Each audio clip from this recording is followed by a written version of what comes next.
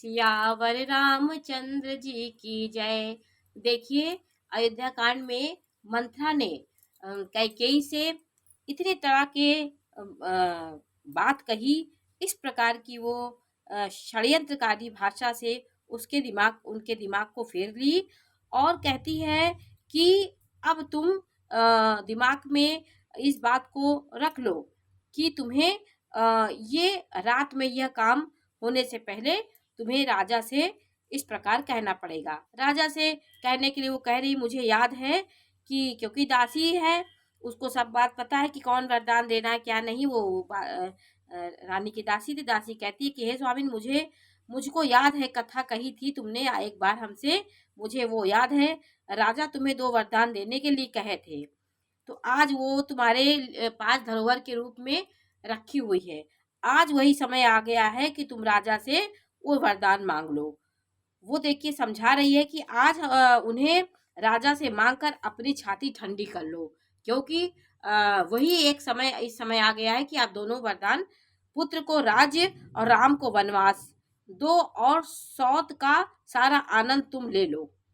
राजा के राम के खिलाफ नहीं कर पाई तो रानी को कौशल्या के प्रति वो उनको भरी कि तुम्हारी सौत है, वो उसका बेटा राजा हो जाएगा, तुम्हारा बेटा नहीं होगा। कई प्रकार से षड्यंत्रकारी दिमाग से उसने उसकी बुद्धि कैकेयी की फेर दी। फिर देखिए इसमें है कि जब राजा राम की सौगंध खा ले तब वर मांगना।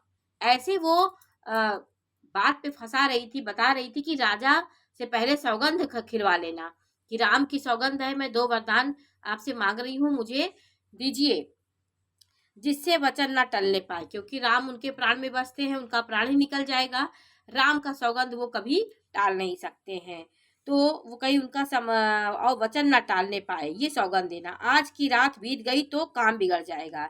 मेरी बात को हृदय से प्रिय, प्राणों से भी प्यारी समझना। पापिनी मंथरा ने बुरी तरह घात लगा करके कोपभवन में जाओ ये कहा कि अब कोपभवन में जाने का समय आ गया है, बड़ी सावधानी से बनाना, राजा पर सहसा विश्वास ना कर लेना, उनकी बातों को अपने हिसाब से कहना। वो समझा रही है कि कोपभवन में जाना किस प्रकार से तुमने बोलना। कुबरी को रानी के प्राणों के समान प्रिय समझकर बार बार उसकी बड़ी बुद्धि बखान किया और बोली, संसार में मेरा भी तू ही मेरा भला करने वाली हितकारी है, कोई नहीं है। तू मुझे बही हुई नदी के एक सहारा बन गए। मैं बह रही थी, तुमने एक हमें सहारा दिया। कैकेयी की अब बुद्धि उसके एकदम बस में हो गई थी। और यदि विधाता कल मेरा मनोरथ पूरा कर दे तो हे सखी, मैं तुझे आंखों की पुतली बनाकर रखूंगी।